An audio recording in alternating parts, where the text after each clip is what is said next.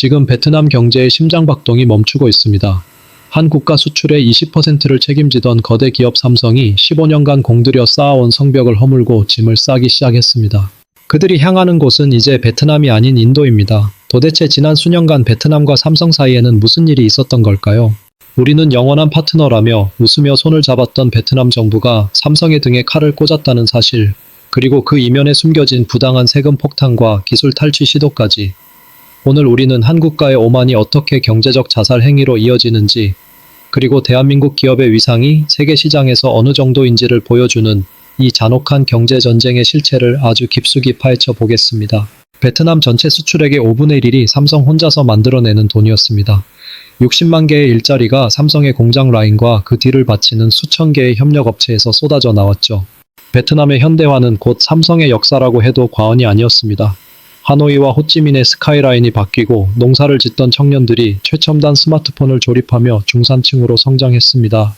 그런데 왜 삼성은 이 모든 인프라를 뒤로하고 인도로 떠나는 극단적인 선택을 했을까요? 그 시작은 베트남 정부의 명백한 배신이었습니다.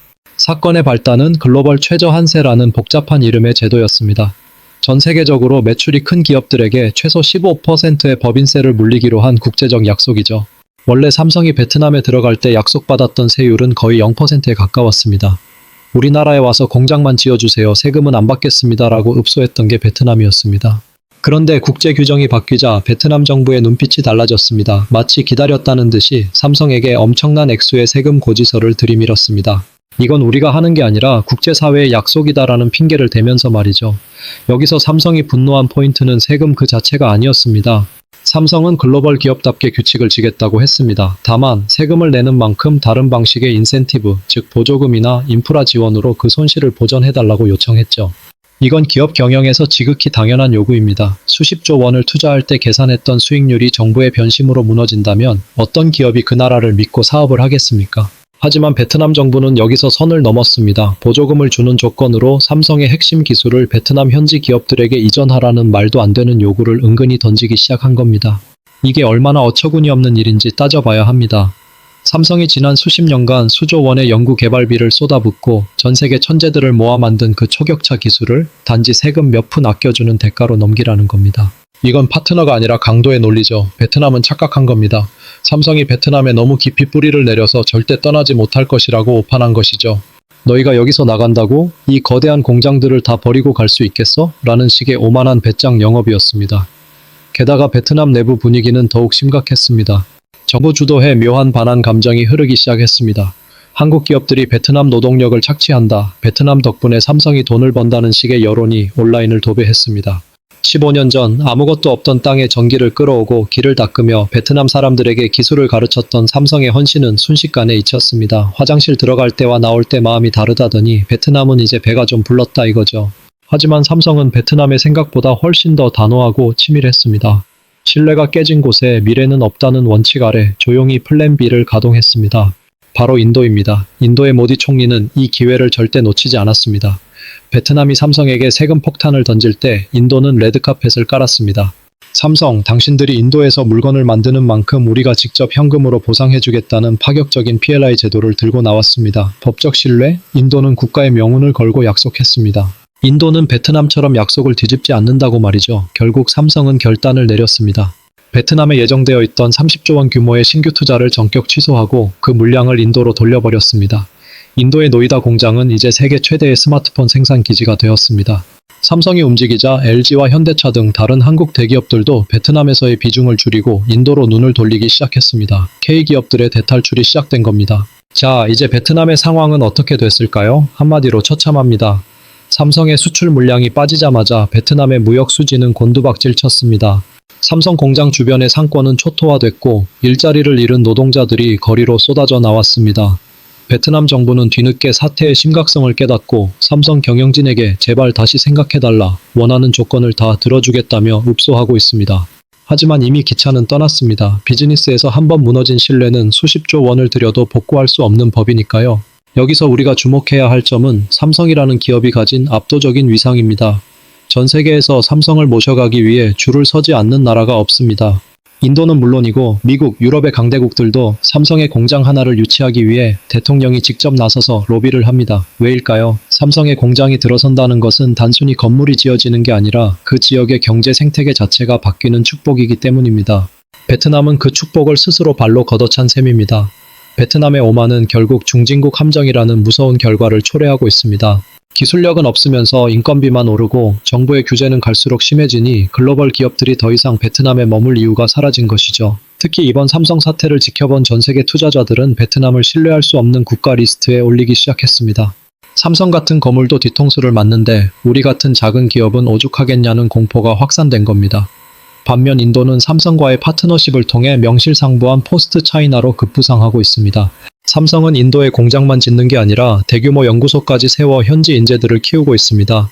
인도는 삼성에게 시장과 안정성을 주고 삼성은 인도에게 기술과 미래를 주고 있는 것이죠. 베트남이 그토록 원했던 기술 이전도 이런 상호 신뢰가 바탕이 되었을 때 자연스럽게 이루어지는 것임을 그들은 끝내 몰랐던 걸까요? 여러분, 이 사건이 우리에게 주는 교훈은 명확합니다. 국가의 번영은 땅의 넓이나 인구수에서 나오는 게 아닙니다. 바로 약속을 지키는 힘, 즉 신뢰에서 나옵니다. 우리 기업들은 이제 전 세계 어디서든 당당히 대우받는 존재가 되었습니다. 베트남이 삼성을 우습게 봤던 그 대가는 아마 향후 수십 년간 베트남 경제의 발목을 잡게 될 것입니다. 베트남의 이 뼈아픈 실수가 과연 남의 나라 일이기만 할까요? 우리 내부에서도 기업을 돈만 많이 버는 탐욕스러운 집단으로 치부하거나 규제의 대상으로만 보는 시선이 존재하지는 않나요?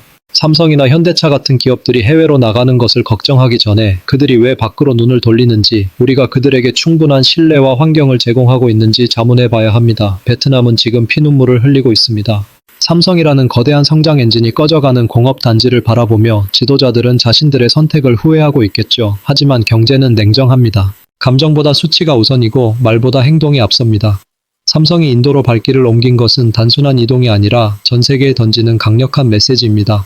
우리를 존중하지 않는 나라에 우리의 미래는 없다. 이제 삼성은 인도뿐만 아니라 미국, 유럽 등 공급망을 더욱 정교하게 다변화하고 있습니다. 특정 국가에 의존하는 리스크를 줄이고 삼성의 가치를 진정으로 알아주는 파트너들과 손을 잡고 있습니다. 이건 삼성만의 승리가 아닙니다. 대한민국이라는 브랜드가 전 세계 공급망의 핵심 퍼즐임을 입증한 사건입니다. 우리가 만든 반도체, 우리가 만든 스마트폰이 없으면 세계 경제가 돌아가지 않는다는 그 자부심. 그 자부심의 근간에는 어떠한 위기에도 굴하지 않는 초격차 정신이 있습니다. 베트남의 반한 감정 조장은 결국 부메랑이 되어 돌아갔습니다. 한국 관광객들이 줄어들고 한국 기업들이 철수하자 베트남의 관광 서비스업까지 연쇄 타격을 입고 있습니다. 신뢰를 잃는 것은 한순간이지만 그것을 되찾는 데는 수세대가 걸립니다. 베트남은 이번 사태를 통해 국가 경영의 기본이 무엇인지 아주 비싼 수업료를 내고 배우고 있는 셈입니다. 눈앞의 세금 수익을 위해 황금알을 낳는 거위의 배를 가른 베트남의 선택. 그리고 그 배신을 단호하게 응징하고 새로운 기회의 땅으로 떠난 삼성의 결단. 이건 단순히 비즈니스 뉴스가 아닙니다. 우리가 살아가는 이 거대한 자본주의 세상이 어떻게 움직이는지, 그리고 그 중심에서 우리 기업들이 얼마나 치열하게 싸우고 있는지를 보여주는 생생한 다큐멘터리입니다. 삼성이 베트남을 떠나 인도로 향하는 길은 결코 쉽지 않았을 겁니다. 15년간 정든 터전을 벌이고 새로운 땅에서 다시 시작한다는 것, 그것은 기업에게도 엄청난 모험입니다. 하지만 삼성은 그 모험을 선택했습니다. 왜냐고요? 굴욕적인 평화보다 당당한 도전을 택하는 것이 삼성의 DNA이기 때문입니다. 그리고 그 도전은 지금 인도에서 화려한 꽃을 피우고 있습니다. 이제 전 세계는 삼성의 다음 행보를 주목하고 있습니다. 인도를 제2의 생산기지로 삼은 삼성이 애플과의 전쟁에서, 그리고 중국 기업들의 추격 속에서 어떻게 다시 한번 세계 정상을 지켜낼지 말이죠. 베트남은 멀어지는 삼성의 뒷모습을 보며 깨달아야 합니다. 진정한 파트너십은 상대를 지배하려 할 때가 아니라 상대를 존중할 때 비로소 완성된다는 것을요. 대한민국 기업들의 이 위대한 여정은 지금 이 순간에도 계속되고 있습니다. 우리가 응원해야 할 것은 단순히 매출 숫자가 아닙니다. 전 세계 어디를 가도 삼성의 나라에서 왔냐는 질문을 듣게 만드는 그 압도적인 브랜드 가치, 그리고 그 가치를 지키기 위해 배신의 칼날 앞에서도 굴하지 않았던 그 당당함입니다. 베트남의 오만이 불러온 경제적 파국, 그리고 신뢰를 찾아 떠난 삼성의 결단력 있는 행보. 이 드라마틱한 진실이 여러분의 가슴속에 작은 울림을 주었기를 바랍니다. 우리 기업들이 전 세계 시장에서 더욱 빛날 수 있도록, 그리고 우리 스스로도 그들의 가치를 제대로 알고 응원할 수 있기를 바랍니다. 한번 무너진 신뢰는 결코 돌아오지 않습니다. 베트남이 오늘 흘리는 눈물은 전 세계 모든 국가와 기업들에게 던지는 엄중한 경고입니다. 파트너의 신의를 저버린 자, 자신의 미래도 함께 저버리는 것이다. 삼성의 인도로의 대이동은 단순한 이사가 아니라 공정하고 정의로운 비즈니스 질서를 향한 거대한 진군입니다. 이 이야기가 끝난 후에도 베트남의 공장 단지는 차갑게 식어가겠지만 삼성의 새로운 엔진은 인도에서 더욱 뜨겁게 타오를 것입니다. 그 열기가 전 세계 경제에 어떤 변화를 가져올지 우리는 계속해서 예의주시해야 합니다. 이것이 바로 우리가 경제와 역사를 공부해야 하는 이유니까요. 과거 2008년 삼성이 베트남 박린성에 첫 삽을 떴을 때를 기억하십니까? 당시 베트남은 전 세계에서 가장 가난한 나라 중 하나였습니다. 하지만 삼성이 들어오고 나서 모든 것이 바뀌었습니다. 도로가 뚫리고 전기가 들어오고 학교가 세워졌습니다. 삼성은 단순히 공장을 지은 것이 아니라 베트남이라는 국가의 기초 인프라를 함께 닦았습니다.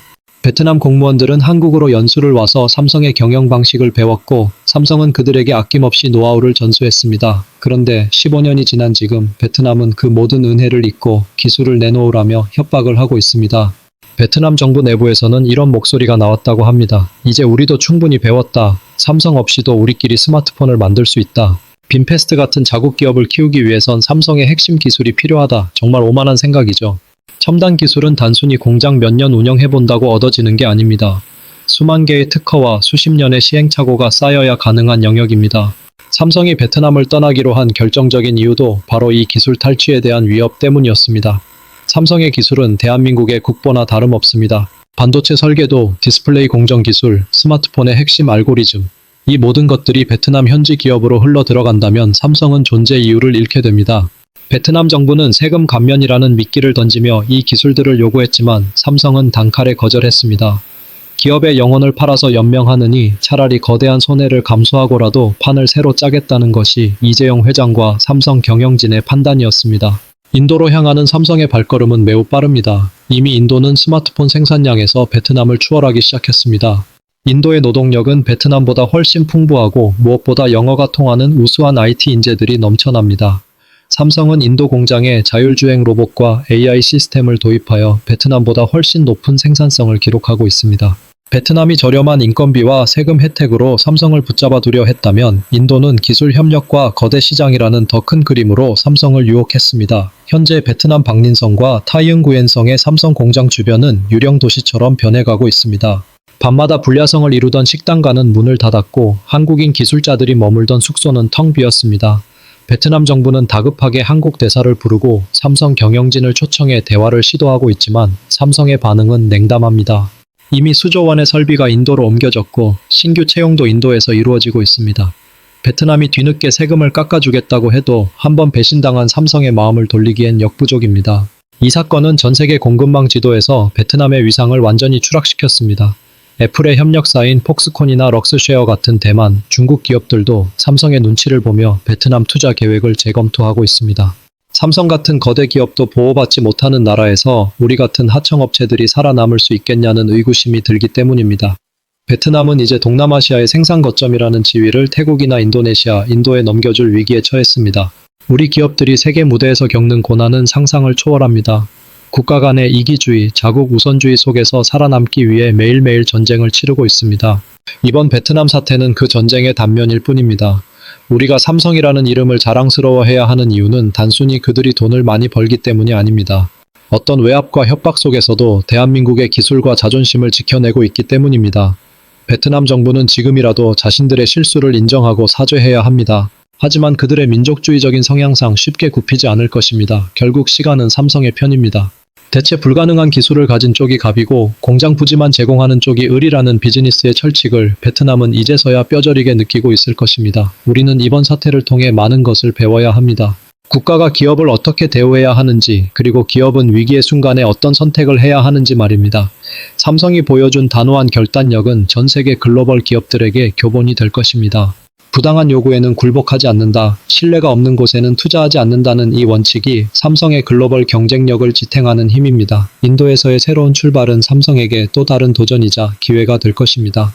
14억 인구의 거대 시장을 장악하고 인도의 IT 기술과 결합하여 전 세계 시장을 압도할 삼성의 미래가 기대됩니다. 베트남에서의 아픈 기억은 삼성에게 더 단단한 예방주사가 되었을 것입니다. 어떤 나라도 삼성을 함부로 대할 수 없다는 사실을 전 세계에 확실히 각인시켰으니까요. 대한민국의 경제 영토는 이제 한반도를 넘어 전 세계로 뻗어나가고 있습니다. 삼성, LG, 현대차가 가는 길이 곧 대한민국의 길입니다. 베트남의 배신에 좌절하지 않고 더 큰 세상으로 나아가는 우리 기업들의 행보를 진심으로 응원합니다. 신뢰와 기술, 이 두 가지 무기가 있는 한 대한민국 기업들의 전성기는 영원할 것입니다. 한번 깨진 항아리는 다시 붙여도 물이 셉니다. 베트남과 삼성의 관계가 바로 그렇습니다. 베트남이 아무리 좋은 조건을 제시해도 삼성은 결코 예전처럼 베트남에 올인하지 않을 것입니다. 이것이 배신자가 져야 할 영원한 굴레입니다. 우리는 이 냉혹한 경제의 법칙을 가슴 깊이 새겨야 합니다. 삼성의 인도로의 대이동은 이제 시작일 뿐입니다. 앞으로 반도체 공장, 가전 공장들이 속속 인도로 향할 것이며 인도는 명실상부한 삼성의 제2의 고향이 될 것입니다. 그곳에서 삼성은 다시 한번 기적을 써 내려갈 것입니다. 베트남의 눈물은 뒤로 한 채 더 높은 곳을 향해 비상할 삼성의 내일을 기대하며 오늘 이야기를 마칩니다. 어떠한 압력에도 흔들리지 않는 초격차의 힘, 그것이 바로 우리가 가진 최고의 무기입니다. 대한민국 기업들의 자부심을 가슴에 품고 우리는 더 넓은 세계를 향해 나아가야 합니다. 베트남의 실수는 우리에게는 성장의 밑거름이 될 것입니다. 신뢰를 지키는 나라, 기술을 존중하는 나라가 승리한다는 이 평범한 진리가 다시 한번 증명된 순간이었습니다. 마지막으로 강조하고 싶습니다. 기업은 국가의 소유물이 아닙니다. 기업은 전 세계를 무대로 뛰는 자유로운 존재입니다. 그들을 억압하려 하고 기술을 뺏으려 하는 나라는 반드시 도태됩니다. 베트남이 지금 그 길을 걷고 있습니다. 우리는 그들의 뒷모습을 보며 우리의 갈 길을 점검해야 합니다. 우리 기업들이 세계 시장에서 마음껏 기량을 펼칠 수 있도록 우리가 먼저 그들의 든든한 버팀목이 되어 주어야 합니다. 배신의 상처는 깊지만 그 상처를 딛고 일어선 삼성은 더 강해졌습니다. 인도의 태양 아래서 더욱 빛날 삼성의 로고를 상상해 보십시오. 그것이 바로 대한민국의 자부심이자 미래입니다. 베트남의 오만이 남긴 교훈을 잊지 맙시다. 신뢰가 무너진 자리는 폐허만 남을 뿐입니다. 삼성의 당당한 행보에 박수를 보냅니다. 고맙습니다.